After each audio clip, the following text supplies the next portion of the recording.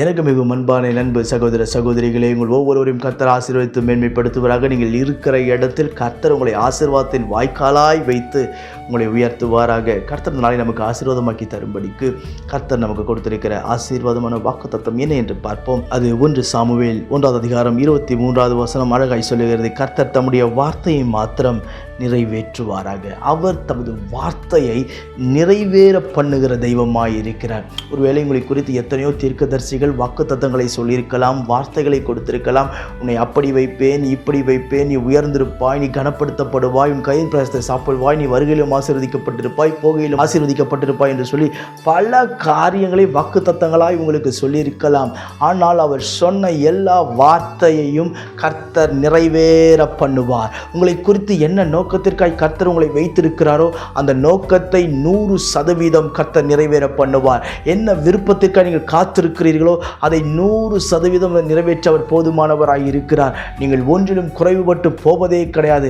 அளவில்லாத ஆசீர்வாதங்களை கொடுத்து நிறைவேற்ற பண்ணுகிறவர், குறைவுகள் எல்லாவற்றையும் மாற்றுகிறவர். இன்றைக்கும் அவர் அற்புதங்களை செய்ய அவர் போதுமானவராய் இருக்கிறார். கனப்படுத்த அவர் போதுமானவராய் இருக்கிறார். அவர் மேன்மைப்படுத்த அவர் போதுமானவராய் இருக்கிறார். ஆண்டவர் நம்மை நினைத்தருள வேண்டுமே. ஆனால் நீங்களும் நானும் செய்ய வேண்டிய ஒரு காரியம் என்ன என்று வசனம் சொல்லுகிறது. 2 கொரிந்தியர் 2:20 சொல்லுகிறது. வாக்குத்தத்தங்கள் எல்லாம் கிறிஸ்து இயேசுவுக்குள் ஆம் என்றும் ஆமேன் என்றும் இருக்கிறதாம். கர்த்தருடைய வாக்குத்தத்தங்களை நம்ப வேண்டும். அவருடைய வாக்குத்தத்தத்தின் மீது விசுவாசம் வைக்க வேண்டும்.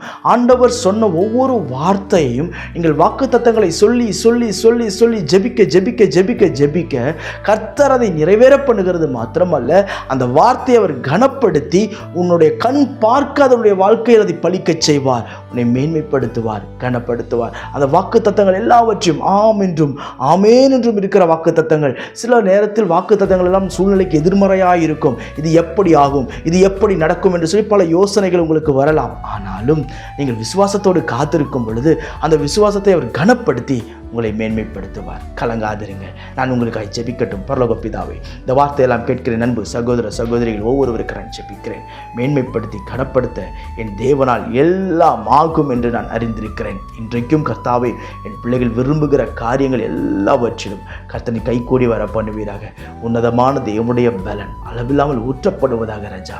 வாக்குத்தத்தங்கள் எல்லாம் பலிக்கட்டும். உன்னுடைய வார்த்தையை நிறைவேற பண்ணும்படிக்கு நான் ஜெபிக்கிறேன். இந்த நாளிலும் பிள்ளைகள் போகிற சந்திக்கிற ஒவ்வொரு வேளையிலும் கரம் தங்கி இருக்கட்டும், கனப்படுத்தும். இயேசுவின் நாமத்தில் ஜெபிக்கிறேன் ஜீவனுள்ள பிதாவே.